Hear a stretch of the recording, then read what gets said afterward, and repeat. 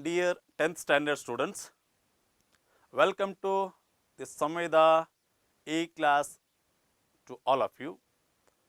Dear students, today we are going to learn a new lesson, very interesting topic from sociology, and you should ready with your pen and papers so that you can write down and note down the points which are very important, which I am going to tell you. Children, before we start this lesson, let us see some images. So, now the images are played on the screen. Try to find the differences between these two images. Well, children, these two images says that the first image is the house of poor people, or it's a hut. In second image is a mansion or a bungalow. So, the poor people live in huts, whereas the rich people live in bungalows. So, the facilities they enjoy are totally different, right? Okay, children, in this image, try to find the differences between these two images. In these images, you can see men and women. You know, there is discrimination on the basis of women and men. Though we are in 21st century, some rights are denied for women. So, these differences also can be seen in the society, right? Okay, children, let us see one more pair of images. Again, you try to find the differences between these two images. What do you find here? Yes, very good, children. In the first image, you see a person who is working under scorching sun. He is working under burning sun. Whereas, in the second picture, a person is working in an office. So, the facilities both are enjoying totally different. The person who is working under hot sun, burning sun, has no time limit. He doesn't have fixed time of work. He doesn't have fixed salaries. Whereas, the person working in office has got fixed time to work, fixed salary, and other facilities like medical facility, leaves, pension, and other facilities. So, this is how there are differences in the societies we can see, right? Children, now, what do all these pictures indicate? Think over it now. Yes, children, you are right. These pictures show that there is inequality in the society. Social hierarchy is present in the society, and the people are categorized in the society. On the basis of their status in the society, they are categorized, right, as lower, upper, rich, poor, superior, inferior. Right, children? Okay. Now, children, we shall study the first chapter of sociology, that is social stratification, which tells about the inequalities present in society. Okay, children, what you are going to study in this topic? You are going to study about social inequality, social stratification, untouchability, and you are going to study about the legal steps taken to eradicate untouchability. Well, children, now let us start from the first learning point, that is social inequality. What is social inequality? Stratifying people according to various qualities is called as social inequality. So, which are the factors or the qualities that stratify the people in the society? Yes, they are gender, caste, profession, class, and race. On the basis of all these factors, people are classified into different classes. And even today in society, there are social inequalities. Inequalities can be seen in income sources, educational and professional opportunities, health facilities, political representation and political participation. Children, this social inequality is the result of already present unequal social opportunities. And this is continued by providing unequal access to materials, resources, income, opportunities, recognitions and status. So, let us take an example how these social inequality present in the society. By neglecting the social service sectors like public health system, public education, social security, the life of the poor has become difficult. So, in the society, we see that rich people are getting good educational facilities, whereas the poor people are not able to get good education. When it comes to the point of health, rich people are getting good health facilities, whereas the poor people not.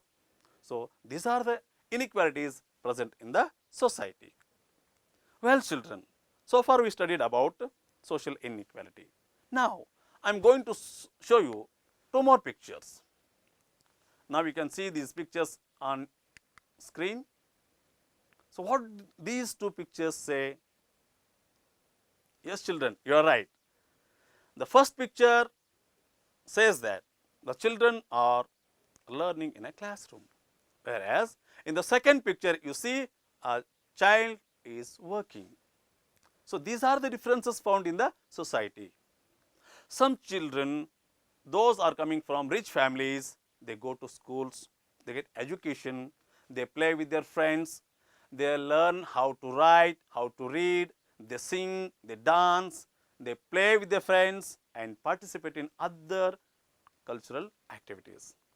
Just imagine of the child who is working in the second picture.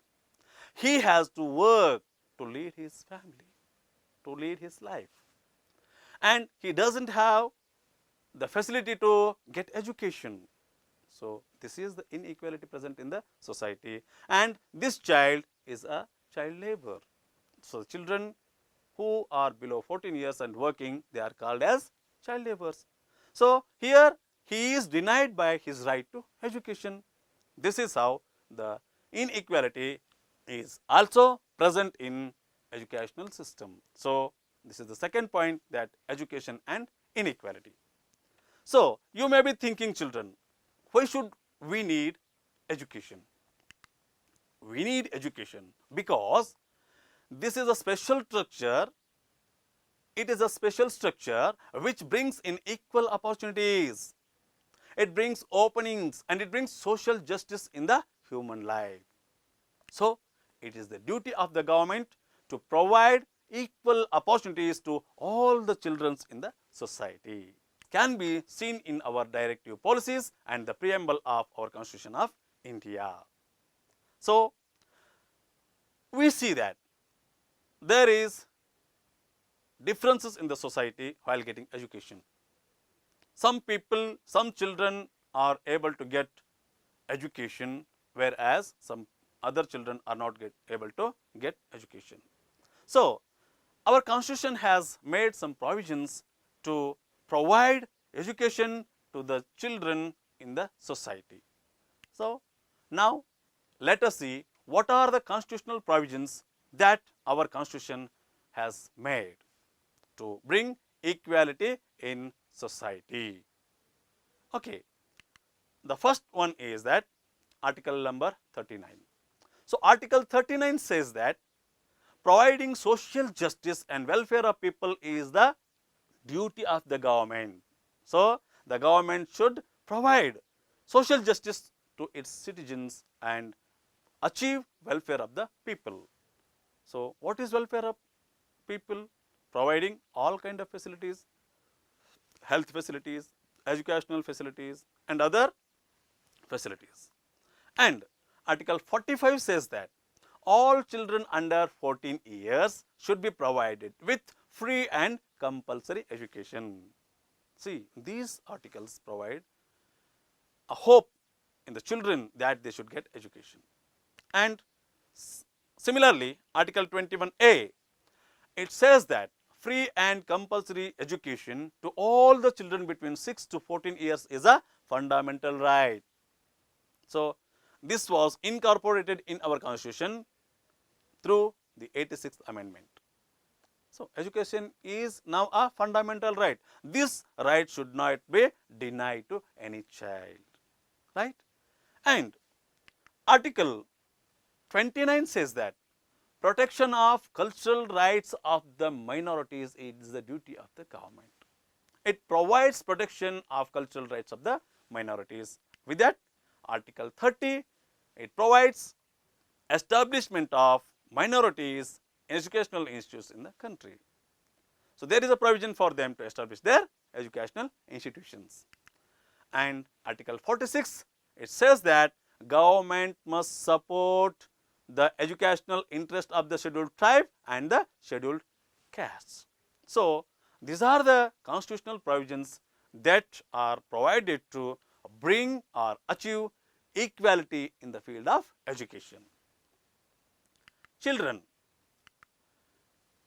in its judgment, Supreme Court has said that the entire education structure beginning from Anganwadi to higher education should be seen from holistic perspective.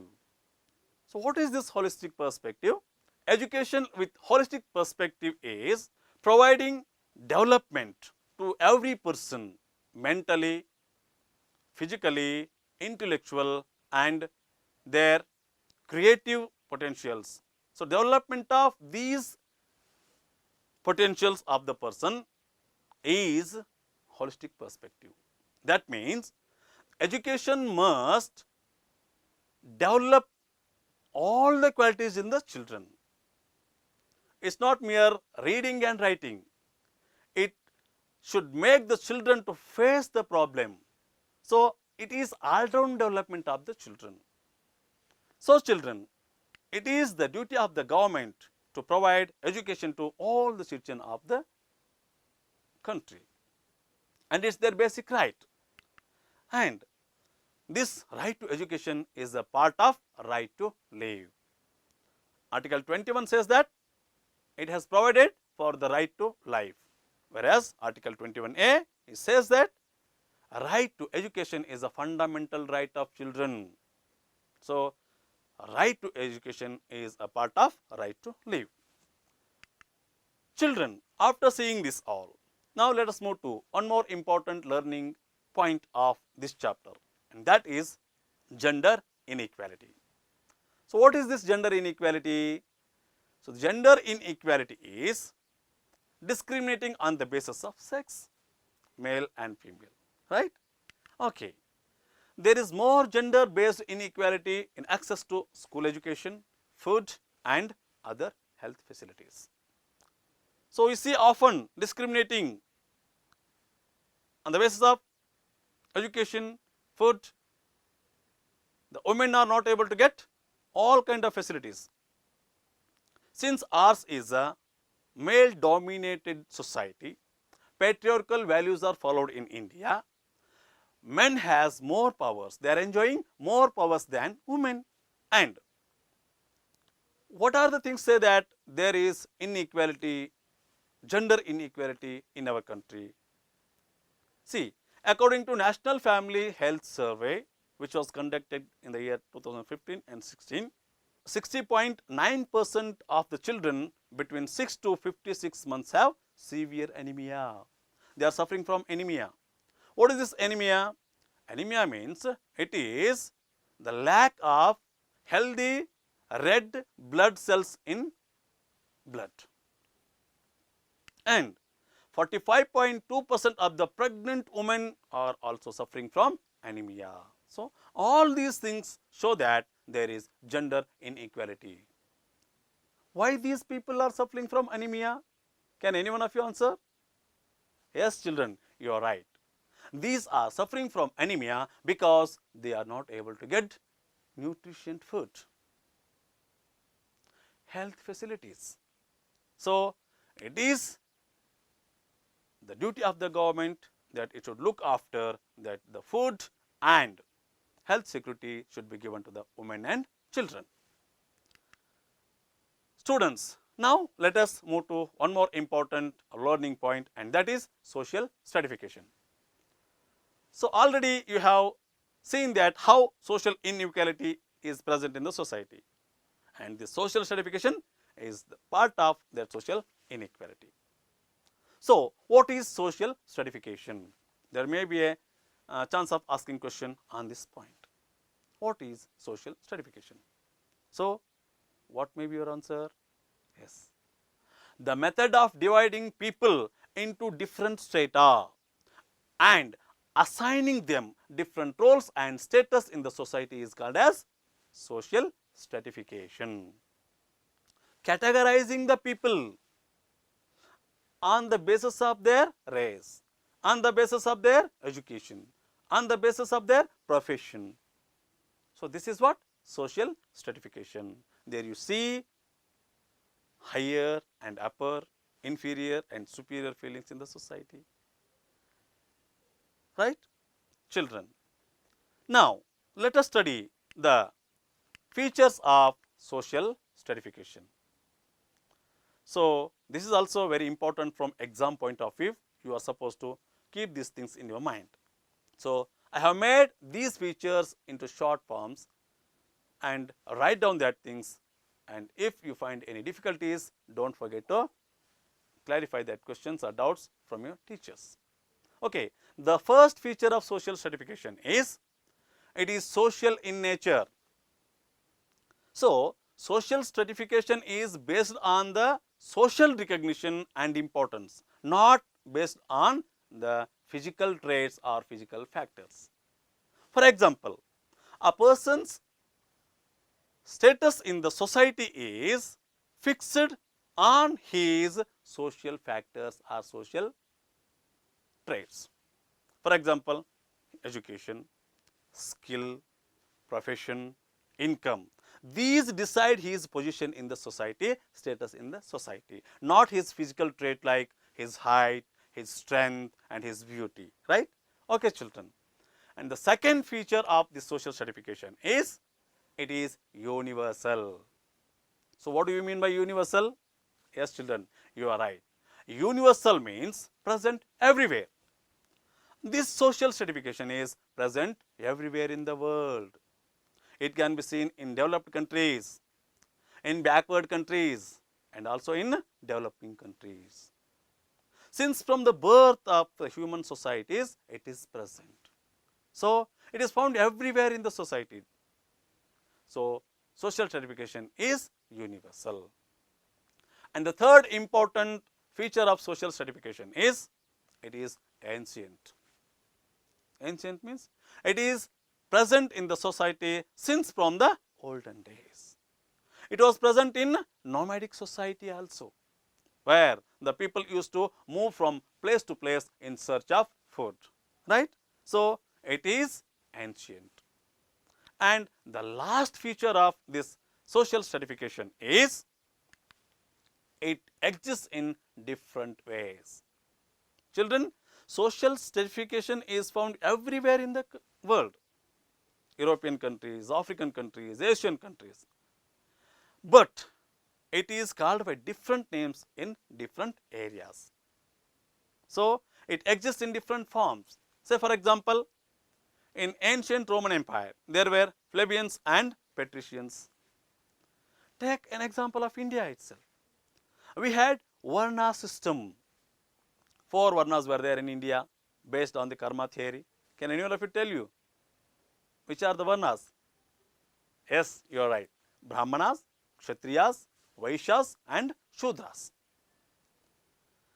So, this is how social stratification exists in different ways in the world. So, I said you this is very important from exam point of view. So, prepare, read well these things. The questions may be asked. What are the features of social stratification? List out the features of social stratification. Mention the features of social stratification. In this way, questions may be framed. Well, children, now let us move to one more important learning point of this chapter, and that is major forms of social stratification. So, I said you earlier, this social stratification is present everywhere in the world, but their forms are not similar. They have difference in their structure and nature. So, which are the major forms of social stratification? They are, the first one is primitive society. It is also called as tribal society. And the second major form of social stratification is slavery. So, it was present in America, European countries, right? And even also in ancient India, slavery was present. And the third major form of social stratification is estate system, which was present in the Europe during Middle Ages. The society was divided into clergies, nobles, and common people. And fourth major form of social stratification is Varna system, which was present in, okay, anybody? Yes, where it was present Varna system? It was present in, it was existed in India. So, this Varna system, as I said you earlier, had 4 categories. We shall see that things in the next teaching point, learning point. And the last one is caste system. It is a major form of social stratification. So, these are the major forms of social stratification found in the world, since from the primitive society to the digital world. Children, now let us move to an important topic, that is untouchability, which is considered a social evil. So, what is untouchability? Yes, it means untouched, not touching. In ancient India, there were 2 categories of people, touchables and untouchables. So, touchables were not supposed to touch untouchables. This was the condition, this was the situation in those days. So, how it emerged in India? It emerged in India through Varna system. This Varna system is a social division which is based on the karma theory. What is this karma theory? Karma means work. So, the people are categorized here on the basis of the work they do.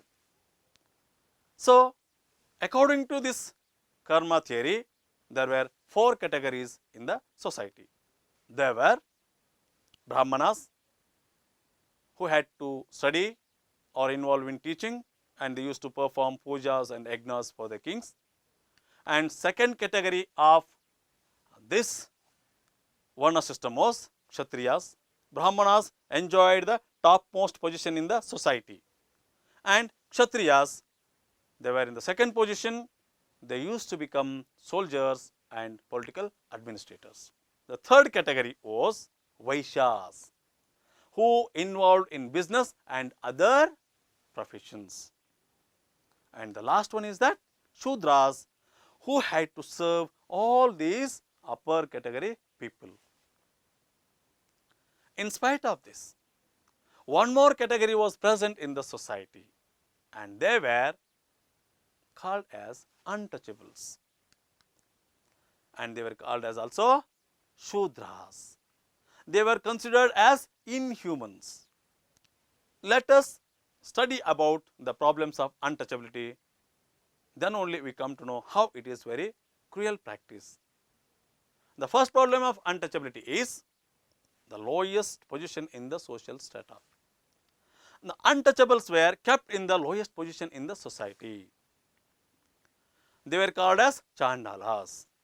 If anyone touched them, they had to undergo purifications many times. If any person touched them, he had to take bath. See the condition of the untouchable children.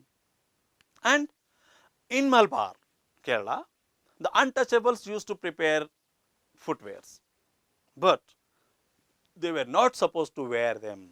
And the untouchables were expected to carry the night soil, dead animals, and do other filthy jobs in the society. So, they were not allowed to enter into the temples, touch the public well, tanks and cemetery used by the untouchables. This is how they were treated badly in the society. The second important problem of untouchability is they were kept out of the education. For many centuries, they were kept out of the education. They were not supposed to listen to Veda recitation nor recite them also. They were barred from learning Sanskrit. They were not supposed to learn about religious texts. And they were not allowed to mix with touchable children. And children, Dr. B.R. Ambedkar, who came from a lowest position in the society, he achieved a lot, I said you earlier. And he made the whole world to look at him. How was it possible for him? It was possible for him only through education, education and education. See, education has that power, children. So it made him to look into the issues demanding for social justice. And he fought hard to realize people the importance of education. And he argued in favor of education as a public property. It is public property. Everyone should get education. It is everyone's right. So these thoughts of Dr. B.R. Ambedkar, his revolutionary ideas and thoughts, he could come up with more provisions and directives in the draft version of our constitution. So all these things made him to incorporate some articles which protect the interest of the untouchables. Next important problem of untouchability is denial of property rights. The untouchables were not allowed to own any property. They were expected to only serve their masters. And fourth one and the last problem of untouchability is denial of political participation rights. In the traditional political system, untouchables were not allowed to participate. During the British rule, they were given some rights, that too due to the efforts of Dr. B.R. Ambedkar. Children, so which are the legal measures taken to eradicate untouchability? So what are the measures taken? Let us see one by one. The first one is that the Article 17 prohibits untouchability. And the second one is that Untouchability Crime Act was introduced in 1955.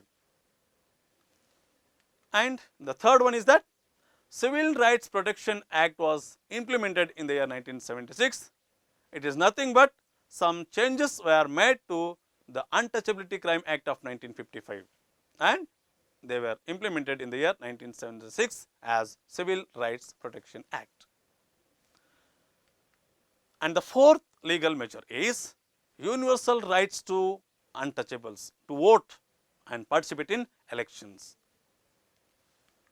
And the fifth one is reservations has been given in the field of education and employment for scheduled castes, scheduled tribes along with backward classes. And the last thing is that the Act of 1989 has given specific responsibilities for the governments to eradicate untouchability. So that's all for today, and I have now homework. Take down the homework.